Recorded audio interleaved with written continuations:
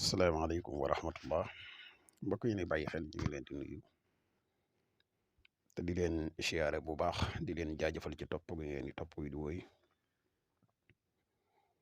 di la wax yow mi seetaan vidéo bu fekkee ne abonné goo ci chaîne bi ñoo ngi lay ñaan nga abonné te seen vidéo bi partage ko mu gën a yaatu ndax mboolem vidéo yi ni dugal ci chaîne bi yëpp ay vidéo yi njëriñ la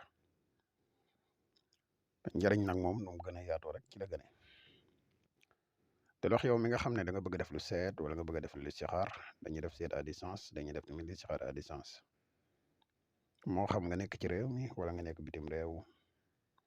te bëgg ku la defal benn ci ñaar yi mën nga ñu contacter ci numéro bi muy 77 684 28 28 bu fekkee da nga nekk Gambie ak li ko war mën nga ñu contacter ci numéro Gambie bi muy 238 1629 238 1629 238 16 29 ñaari numéro yëpp ay numéro yu WhatsApp lañ kon mbokk yi tey secret bi leen indil muy secret noob li secret noobu turu yàlla bi ñuy wax Badooxu di lu gàtt waaye di lu am njëriñ te efficace lool ci boole ay nit moo xam mu nekk nit ñoo xam ne ay mbokk lañ yoo xaw a tasaaroo moo xam mu nekk ñaar ñuy bëggante wala mu nekk ñaar ñoo xam ne dañuy sëyi bu mu ci man di doon rek moom boo ko defee nii ñu koy waxee incha allah rabbi di nga gis njëriñ li ci lu gaaw a gaaw mbokk yi nga xam ne dañuy teew garab yi kàttan muy garab mus xam yi ñu ngi leen di xamal ne disponible na ñu fàttali leen lu néew rek ci njëriñu garab gi dafay yokk kàttan dafay yokk maniyu dafay yokk day dundal wàllax njaan képp ku koy teewoo mën nga ñu contacter ci numéro yi incha allah waa mbokk yi secret bi boo ko bëggee jëfandikoo da ngay bind baat bi ñuy wax Badooxu